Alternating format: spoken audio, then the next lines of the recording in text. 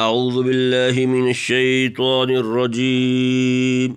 بسم اللہ الرحمن الرحیم سيقول السفهاء من الناس ما ولاهم عن قبلتهم التي كانوا عليها قل لله المشرق والمغرب يهدي من يشاء إلى صراط مستقيم وَكَذَلِكَ جَعَلْنَاكُمْ أُمَّةً وَسَطًا لِتَكُونُوا شُهَدَاءَ عَلَى النَّاسِ وَيَكُونَ الرَّسُولُ عَلَيْكُمْ شَهِيدًا وَمَا جَعَلْنَا الْقِبْلَةَ الَّتِي كُنْتَ عَلَيْهَا إِلَّا لِنَعْلَمَ مَن يَتَّبِعُ الرَّسُولَ مِمَّن يَنقَلِبُ عَلَى عَقِبَيْهِ وَإِن كَانَتْ لَكَبِيرَةً إِلَّا عَلَى الَّذِينَ هَدَى اللَّهُ وَمَا كَانَ اللَّهُ لِيُضِيعَ إِيمَانَكُمْ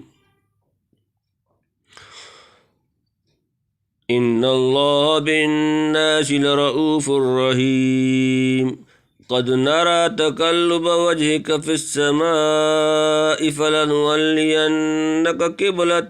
ترضاها فولي وجهك شطر المسجد الحرام وحيث ما كنتم فولوا وجوهكم شطره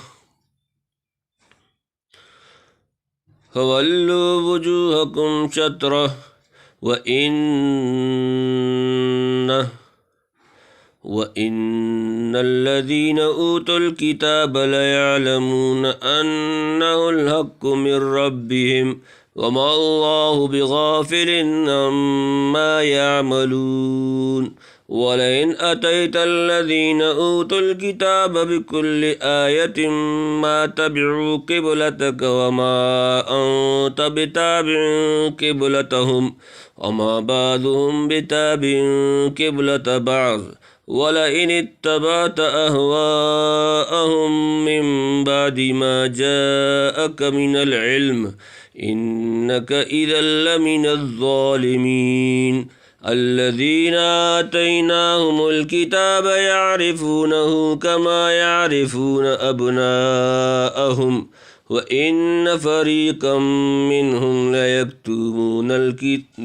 لَيَكْتُمُونَ الْحَقَّ وَهُمْ يَعْلَمُونَ الْحَقُّ مِنْ رَبِّكَ فَلَا تَكُونَنَّ مِنَ الْمُمْتَرِينَ صدق اللہ العظیم سيقول السفهاء من الناس ما ولاهم عن قبلتهم التي كانوا عليها قل لله المشرق والمغرب يهدي من يشاء إلى صراط مستقيم آسان ترجمہ سيقول اب کہیں گے السفہاء بیوقوف من سے الناسی لوگ ما کس ولاہم انہیں مسلمانوں کو پھیر دیا عن سے قبلتہم ان کا قبلہ التی وہ جس کانوا وہ تھے علیہا اس پر قل آپ کہہ دیں للہ اللہ کے لیے المشرق مشرق والمغرب اور مغرب یہدی وہ ہدایت دیتا ہے من جس کو یشاء چاہتا ہے الی طرف صراط راستہ مستقیم سیدھا اب کہیں گے بیوقوف لوگ کہ کس چیز نے پھیر دیا مسلمانوں کو ان کے قبلے سے جس پر وہ تھے تو کہ اللہ ہی کا ہے مشرق اور مغرب چلائے جس کو چاہے سیدھی راہ پر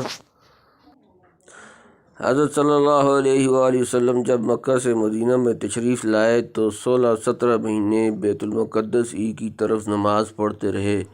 اس کے بعد کعبہ کی طرف منہ کرنے کا حکم آ گیا تو یہود اور مشرکین اور منافقین اور بعض کچے مسلمان ان کے بہکانے سے شبہت ڈالنے لگے کہ یہ تو بیت المقدس کی طرف نماز پڑھا کرتا پڑا کرتے تھے جو قبلہ تھا پہلے انبیاء کا، اب انہیں کیا ہوا جو اس کو چھوڑ کر کعبہ کو منہ کرنے لگے؟ کسی نے کہا کہ یہود کی دعوت و حسد سے ایسا کیا، کسی نے کہا کہ یہ اپنے دین میں متردد اور متحیر ہیں جس سے ان کا نبی اللہ ہونا ظاہر نہیں ہوتا۔ مخالفوں کے اس اعتراض اور اس کے جواب کی جو آگے ہے، اللہ نے اطلاع فرما دی کہ کسی کو اس وقت کوئی تردد نہ ہو اور جواب میں تأمل نہ ہو، یعنی اے محمد صلی اللہ علیہ وآلہ وسلم کہہ دو کہ نہ ہم نے یہود کے حسد سے اور نہ کسی نفسانی تعصب اور اپنی رائے کے اتباع سے قبلہ کو بدلا، بلکہ محض اتباع فرمان خداوندی سے جو کہ ہمارا اصل دین ہے ہم نے ایسا کیا۔ پہلے بیت المقدس کو منہ کرنے کا حکم تھا، اس کو ہم نے تسلیم کیا، اب کعبہ کی طرف منہ کرنے کا حکم آیا، اس کو دل سے قبول کیا۔ ہم سے اس کی وجہ پوچھنا اور ہم پر اعتراض کرنا سخت حماقت ہے۔ غلام تابعدار پر یہ اعتراض کرنا کہ تو پہلے وہ کام کرتا تھا اب یہ کام کیوں کرنے لگا، عقل کا کام نہیں، اور اگر ان احکام مختلفہ کے اسرار دریافت کرتے ہو تو اس کے تمام اسرار کون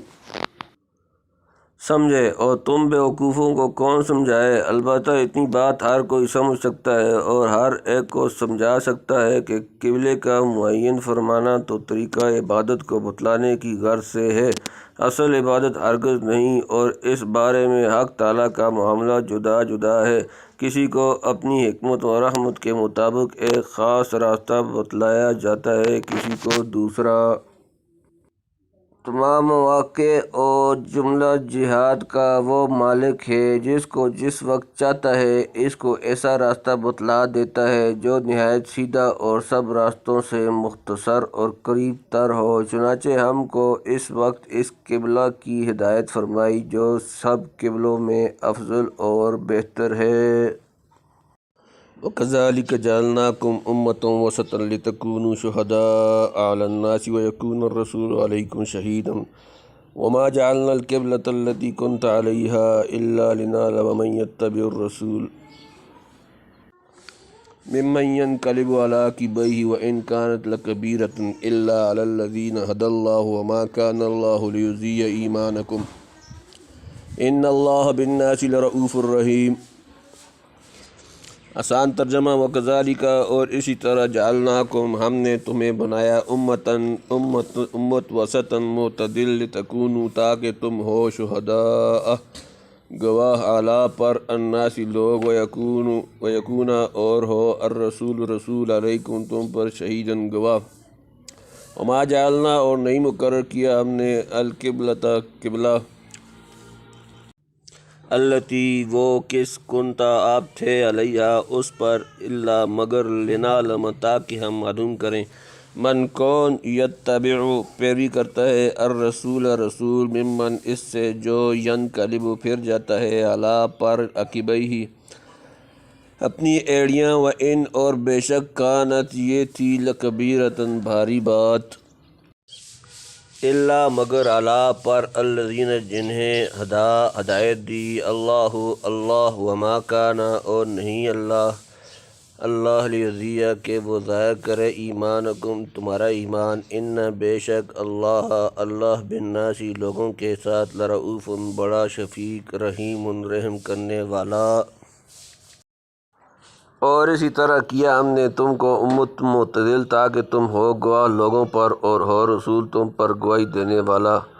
اور نہیں مقرر کیا تھا ہم نے وہ قبلہ کہ جس پر تو پہلے تھا مگر اس واسطے کہ معلوم کریں کون تابع رہے گا رسول کا اور کون پھر جائے گا الٹے پاؤں، اور بے شک یہ بات بھاری ہوئی مگر ان پر جن کو راہ دکھائی اللہ نے، اور اللہ ایسا نہیں کہ ضائع کرے تمہارا ایمان، بے شک اللہ لوگوں پر بہت شفیق نہایت مہربان ہے۔ یعنی جیسا تمہارا قبلہ کعبہ ہے جو حضرت ابراہیم علیہ السلام کا قبلہ اور تمام قبلوں سے افضل ہے، ایسا ہی ہم نے تم کو سب امتوں سے افضل اور تمہارے پیغمبر کو سب پیغمبروں سے کامل اور برگزیدہ کیا تاکہ اس فضیلت اور کمال کی وجہ سے تم تمام امتوں کے مقابلہ میں گواہ مقبول الشہادہ قرار دیے جاؤ، اور محمد رسول اللہ صلی اللہ علیہ وآلہ وسلم تمہاری عدالت و صداقت کی گواہی دیں، جیسا کہ احادیث میں وارد ہے کہ جب پہلی امتوں کے کافر اپنے پیغمبروں کے دعوے کی تکذیب کریں گے اور کہیں گے کہ ہم کو تو کسی نے بھی دنیا میں ہدایت نہیں کی، اس وقت آپ کی امت انبیاء کے دعوے کی صداقت پر گواہی دے گی، اور رسول اللہ صلی اللہ علیہ وآلہ وسلم جو اپنے امتیوں کے حالات سے پورے واقف ہیں، ان کی صداقت و عدالت پر گواہ ہوں گے۔ اس وقت وہ امتیں کہیں گی کہ انہوں نے تو نہ ہمارا زمانہ پایا نہ ہم کو دیکھا، پھر گواہی کیسے مقبول ہو سکتی ہے؟ اس وقت آپ کی امت جواب دے گی کہ ہم کو خدا کی کتاب اور اس کے رسول کے بتلانے سے اس امر کا علم یقینی ہوا، اس کی وجہ سے ہم گواہی دیتے ہیں۔ فائدہ: وسط یعنی معتدل کا یہ مطلب ہے کہ یہ امت ٹھیک سیدھی راہ پر ہے، جس میں کچھ بھی کجی کا شائبہ نہیں اور افراط و تفریط سے بالکل بری ہے۔ یعنی اصل قبلہ تمہارا تو کعبہ ہی تھا، جو حضرت ابراہیم علیہ السلام کے وقت سے چلا آتا ہے، اور چند روز کے لیے جو بیت المقدس مقرر کر دیا تھا وہ تو صرف امتحان کے لیے تھا کہ کون تابعداری پر قائم رہتا ہے اور کون دین سے پھر جاتا ہے۔ سو اس میں جو لوگ ایمان پر قائم رہے ان کا بڑا درجہ ہے۔ فائدہ: اس آیت میں لنعلم جو صیغہ استقبال ہے، اور دیگر آیات میں جو حتی نعلم اور فلیعلمن اور لما یعلم اللہ اور لنبلونکم اور الا لنعلم وغیرہ کلمات موجود ہیں، ان سب سے بظاہر یوں سمجھ میں آتا ہے کہ حق تعالیٰ کو نعوذ باللہ ان اشیاء کا علم بعد کو ہوا، ان چیزوں کے وجود سے ان اشیاء کا علم بعد کو ہوا، ان چیزوں کے وجود سے پہلے علم نہ تھا، حالانکہ اس کا علم ہر چیز کے ساتھ قدیم ہے۔ کان اللہ بکل شیء علیما، علماء نے کئی طرح سے اس کا جواب دیا ہے۔ بعض نے علم سے متمیز اور جدا کر دینا مراد لیا ہے، بعض نے امتحان کے معنی لیے ہیں، کسی نے علم کو بمعنی روایت لیا، کسی نے مستقبل کو بمعنی ماضی فرمایا، بعض نے حدوث سے علم کو نبی اور مومنین کی طرف رجوع کیا یا مخاطبین کی طرف لوٹایا۔ بعض اکابر محققین نے علم حالی جو بعد وجود معلوم متحقق ہوتا ہے، جس پر جزا و سزا، مدح و ذم مترتب ہوتی ہے، مراد لیا اور اسی کو پسند فرمایا۔ بعض راسخین محققین نے اس کے متعلق دو باتیں نہایت دقیق و انیق بیان فرمائیں۔ اول کا خلاصہ یہ ہے کہ حسب ارشاد ان اللہ قد احاط بکل شیء علما، تمام چیزیں اول سے آخر تک، حقیر و عظیم، قلیل و کثیر، خدا کے سامنے ہیں، اور سب کا علم اس کو ایک ساتھ ہے۔ اس کے علم میں تقدم و تاخر ہرگز نہیں، مگر آپس میں ایک دوسرے کی نسبت بے شک مقدم اور مؤخر گنی جاتی ہیں، سو علم خداوندی کے حساب سے اور مؤخر جاتی ہے، سو علم خداوندی کے حساب سے سب کی سب بمنزلہ شے واحد موجود ہیں، اس لیے وہاں ماضی، حال، استقبال نکالنا بالکل غلط ہوگا۔ البتہ تقدم و تاخر باہمی کی وجہ سے یہ تینوں زمانے بالبداہت جدا نکلیں گے۔ سو جناب باری تعالیٰ کبھی تو حسب موقع و حکمت اپنے معلوم ہونے کے لحاظ سے کلام فرماتے ہیں، اور کبھی ان وقائع کے تقدم و تاخر کا لحاظ ہوتا ہے۔ پہلی صورت میں تو ہمیشہ بلحاظ ایک فرق دقیق کے ہمیشہ ماضی کا صیغہ یا حال کا صیغہ مستعمل ہوتا ہے، استقبال کا صیغہ مستعمل نہیں ہو سکتا، اور دوسری صورت میں ماضی کے موقع میں ماضی اور حال کے موقع میں حال اور استقبال کی جگہ استقبال لایا جاتا ہے۔ سو جہاں کہیں واقعہ آئندہ کو ماضی کے الفاظ سے بیان فرمایا ہے، جیسے وَنَادَىٰ أَصْحَابُ الْجَنَّةِ وغیرہ، تو وہاں اس کا لحاظ ہے کہ حق تعالیٰ کو سب مستحضر اور پیش نظر ہے، اور جہاں امور گزشتہ کو صیغہ استقبال سے بیان فرمایا ہے، جیسا اسی آیت میں اِلَّا لِنَعْلَمَ ہے، یا اور اس کے سوا تو وہاں یہ مد نظر ہے کہ بھی نسبت اپنے ما قبل کے مستقبل ہے، علم الہی کے لحاظ سے استقبال نہیں جو اس کے علم میں حدوث کا وہم ہو۔ دوسری تحقیق کا خلاصہ یہ ہے کہ ہم کو علم اشیاء دو طریق سے حاصل ہوتا ہے، ایک تو بلا واسطہ، دوسرا بواسطہ۔ مثلاً آگ کو کبھی تو آنکھ سے مشاہدہ کرتے ہیں اور کبھی آگ تو ہم سے کسی آڑ میں ہوتی ہے، مگر دھوئیں کو دیکھ کر آگ کا یقین ہو جاتا ہے، اور بسا اوقات یہ دونوں علم ایک جگہ ایک ساتھ موجود ہوتے ہیں۔ مثلاً آگ کو پاس سے دیکھیے تو دھواں بھی اس کے ساتھ نظر آئے گا، سو اس صورت میں آگ کا علم دونوں طرح حاصل ہوگا، ایک تو بلا واسطہ کیونکہ آنکھ سے آگ کو دیکھ رہے ہیں، دوسرا بواسطہ یعنی آگ کا علم دھوئیں کے واسطے سے، اور یہ دونوں علم ہر چند ایک ساتھ ہیں، آگے پیچھے پیدا نہیں ہوئے، مگر علم بواسطہ علم بلا واسطہ میں ایسا محو ہوتا ہے کہ اس کا دھیان بھی نہیں گزرتا۔ علی ھذا قیاس کبھی دو چیزوں کا علم بلا واسطہ بھی ایک ساتھ حاصل ہوتا ہے، مثلاً آگ اور دھوئیں کو ایک ساتھ دیکھیے۔ اسی طرح کبھی ایک شے کا علم بلا واسطہ اور دوسری شے کا علم پہلی شے کے واسطے سے ایک ساتھ حاصل ہوتے ہیں، مثلاً دھوئیں کا علم بلا واسطہ اور آگ کا علم دھوئیں کے واسطے سے، یا آگ کا علم بلا واسطہ اور دھوئیں کا علم آگ کے واسطے سے، دونوں ساتھ ہی پیدا ہوتے ہیں، مگر جیسا قلم کو ہاتھ میں لے کر لکھیں تو ہر چند ہاتھ اور قلم ساتھ ہی ہلتے ہیں، لیکن پھر یوں کہتے ہیں کہ ہاتھ پہلے ہلا تو قلم ہلا۔ اسی طرح پر عقل سلیم باوجود ایک ساتھ ہونے کے ایک شے کے علم بلا واسطہ کو دوسری شے کے علم بالواسطہ سے جو بواسطہ پہلی شے کے حاصل ہوا ہے، ایک طرح پر ضرور مقدم سمجھتی ہے۔ جب یہ باتیں معلوم ہو چکی تو اب سنیے کہ خداوند علیم کو بھی تمام اشیاء کا علم دونوں طرح پر ہے، بلا واسطہ اور بواسطہ، دیگر یعنی لوازم کا ملزومات سے اور ملزومات کا لوازم سے، اور دونوں علم ازل سے برابر ساتھی ہیں۔ گو علم بواسطہ کسی چیز کا اس کے علم بلا واسطہ میں محو اور مضمحل ہو، اور ایسا ہی ایک چیز کا علم بلا واسطہ اور دوسری چیز کا علم بالواسطہ برابر ساتھ ہے، اور دونوں قدیم ہیں۔ گو علم بلا واسطہ کو بطریق مذکور مقدم اور علم بالواسطہ کو مؤخر کہیں، سو جہاں کہیں علم خداوندی کے ذکر میں صیغہ استقبال کا یعنی معنی استقبال کے پائے جاتے ہیں، وہ علم بالواسطہ کے لحاظ سے ہے اور زمانہ کے اعتبار سے کچھ تفاوت نہیں، اور جہاں کہیں ماضی یا حال مستعمل ہے وہاں علم بلا واسطہ مراد ہے، اور علم بالواسطہ کے اعتبار سے کلام فرمانے میں یہ حکمت ہے کہ کلام الہی کے مخاطب آدمی ہیں اور ان کو اکثر اشیاء کا علم بالواسطہ ہوتا ہے، اور جہاں کہیں جناب باری تعالیٰ نے اپنے علم میں صیغہ استقبال استعمال فرمایا ہے، وہ وہی امور ہیں جو بنی آدم کو بلا واسطہ معلوم نہیں ہو سکتے۔ اگر ایسے موقع میں بنی آدم سے باعتبار علم بلا واسطہ کلام کیا جاتا تو ان پر پورا الزام نہ ہوتا، اور جہاں یہ مصلحت نہیں وہاں باعتبار علم بلا واسطہ صیغہ ماضی یا حال کا استعمال کیا جاتا ہے، مگر بنی آدم کو چونکہ ان اشیاء کا علم بلا واسطہ ہو ہی نہیں سکتا، اور ان واسطوں کا علم قبل ان کے وجود کے بنی آدم کو ممکن نہیں،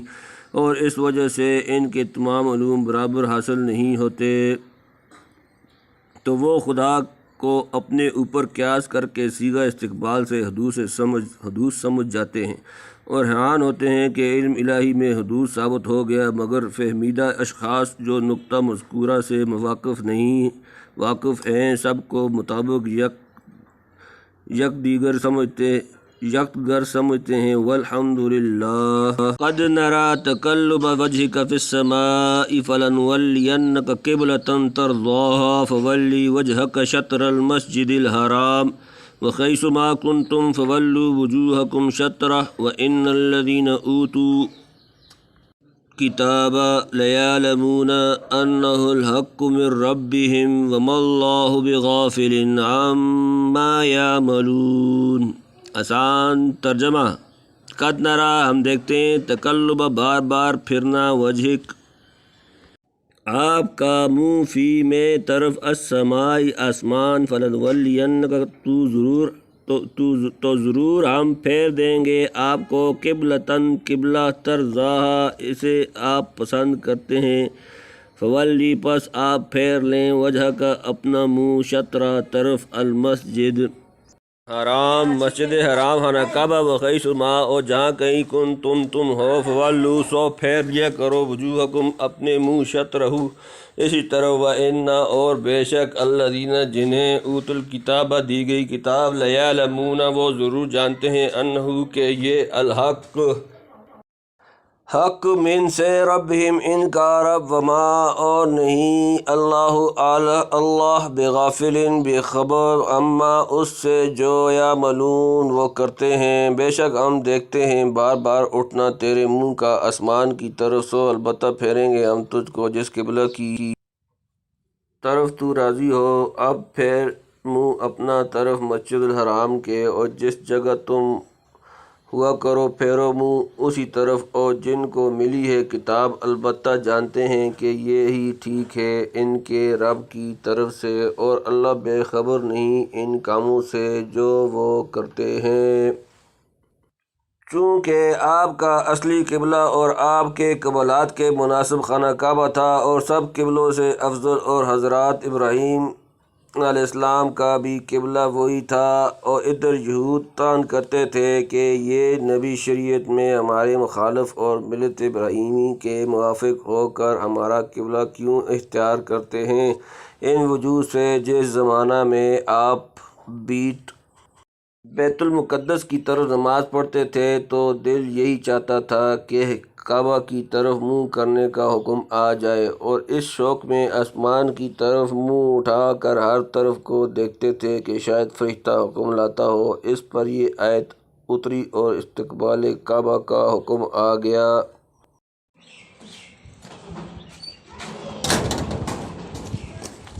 یعنی کعبہ کی طرف اور اس کو مسجد الحرام اس لیے کہتے ہیں کہ وہاں مقابلہ کرنا اور شکار کرنا جانوروں کا اور درخت اور گھاس کا کاٹنا وغیرہ امور حرام ہیں اور کسی مسجد کی اتنی حرمت و عزت نہیں جس قدر مسجد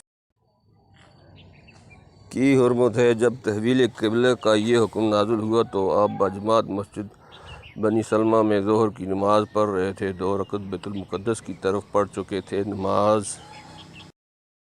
ہی میں آپ نے اور سب مقتدیوں نے کعبہ کی طرف منہ پھیر لیا اور باقی 2 رکعتیں پوری کیں اس مسجد کا نام مسجد القبلتین اور ذو قبلتین ہو گیا یعنی 2 قبلہ والی یعنی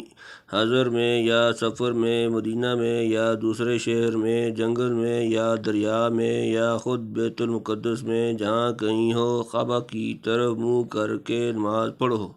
یعنی اہل کتاب جو تحویل قبلہ کی نسبت اعتراض کریں اس کی ہرگز پرواہ نہ کرنا کیونکہ ان کو کتاب سے معلوم ہے کہ پیغمبر آخر الزماں بیت المقدس کی طرف کچھ دنوں نماز پڑھیں گے اور آخر کو کعبہ کی طرف پڑھیں گے اور یہ بھی ان کو معلوم ہے کہ اصلی اور دائمی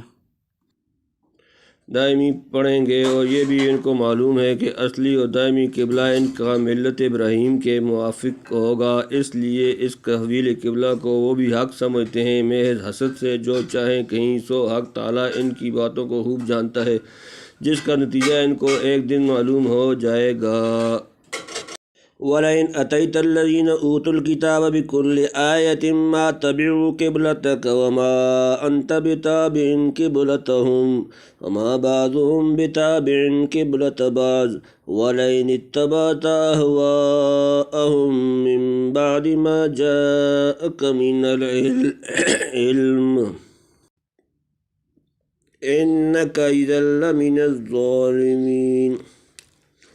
إِنَّكَ إِذًا لَمِنَ الظَّالِمِينَ آسان ترجمہ وَلَئِنْ اور اگر اتیتا آپ لائن الذین جنہیں اوت الکتاب دی گئی کتاب اہل کتاب بکل تمام آسان ترجمہ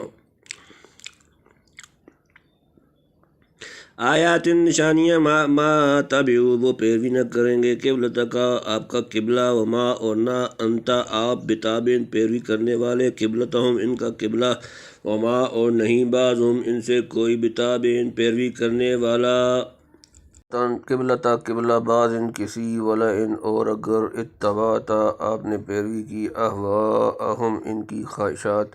من بعد اس کے بعد ما جاءک کہ آ چکا آپ کے پاس من العلم علم انک بے شک آپ اذن اب لمن سے الظالمین بے انصاف۔ اور اگر تو لائے اہل کتاب کے پاس ساری نشانیاں تو بھی نہ مانیں گے تیرے قبلہ کو، اور نہ تو مانے ان کا قبلہ، اور نہ ان میں ایک مانتا ہے دوسرے کا قبلہ، اور اگر تو چلا ان کی خواہشوں پر بعد اس علم کے جو تجھ کو پہنچا تو بے شک تو بھی ہوا بے انصافوں میں۔ یعنی جب یہ بات ہے کہ اہل کتاب استقبال کعبہ کو حق جان کر بوجہ حسد و عناد حق پوشی کرتے ہیں تو ان سے اپنے قبلہ کی موافقت کی ہرگز توقع مت رکھو۔ وہ تو ایسے متعصب ہیں کہ اگر ان کو تمام نشانیاں جو ممکن الوقوع ہیں دکھلا دو گے جب بھی تمہارے قبلہ کو نہ مانیں گے۔ وہ تو اس عوض میں ہیں کہ کسی طرح تم کو اپنا تابع بنا لیویں۔ اسی وجہ سے کہا کرتے تھے کہ ہمارے قبلے پر قائم رہتے تو ہم سمجھتے کہ تم نبی موعود ہو کہ شاید پھر ہمارے قبلے کی طرف رجوع کر لیں۔ سو یہ ان کا خیال باطل و توہم ہے۔ تم کسی وقت میں بھی ان کے قبلے کا اتباع نہیں کر سکتے۔ اب استقبال کعبہ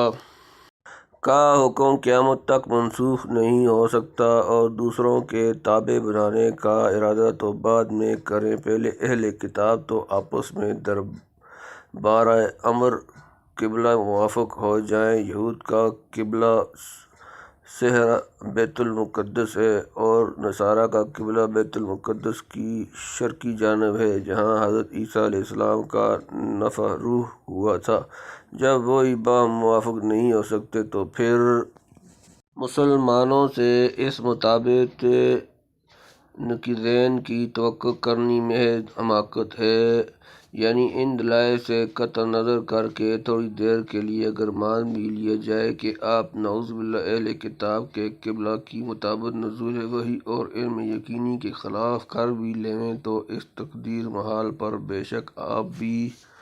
بے انصافوں میں شمار ہوں، اور نبی سے یہ امر شنیع کسی طرح ممکن نہیں، تو معلوم ہو گیا کہ قبلہ اہل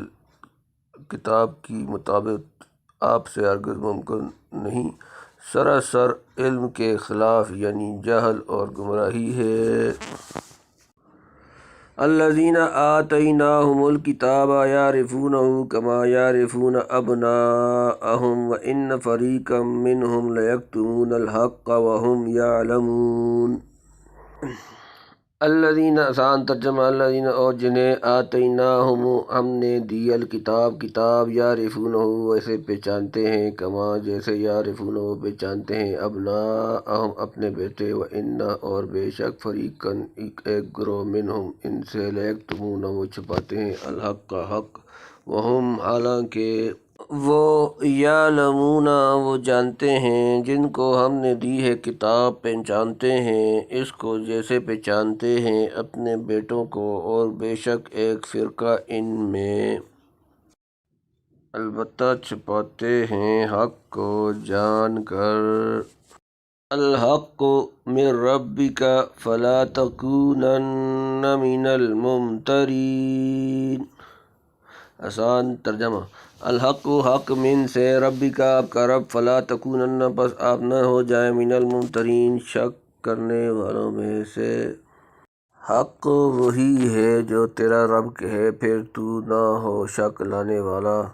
یعنی اگر تم کو یہ خیال ہو کہ کاش کعبہ کا مسلمانوں کے لیے قبلہ ہونا اہل کتاب بھی کسی طرح تسلیم کر لیں اور دوسرے لوگوں کو شبہ میں ڈالتے نہ پھریں تو میرے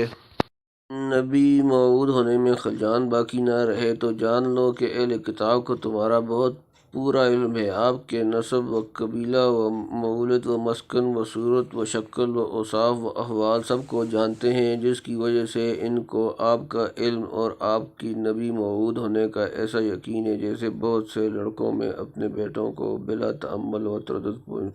پہچانتے ہیں۔ مگر اس امر کو بعض تو ظاہر کرتے ہیں اور بعض دیدہ و دانستہ امر حق کو چھپاتے ہیں، لیکن ان کے چھپانے سے کیا ہوتا ہے؟ حق بات تو وہی ہے جو اللہ کی طرف سے ہو، اہل کتاب مانیں یا نہ مانیں۔ ان کی مخالفت سے کسی قسم کا تردد مت کرو۔ صدق اللہ العظیم۔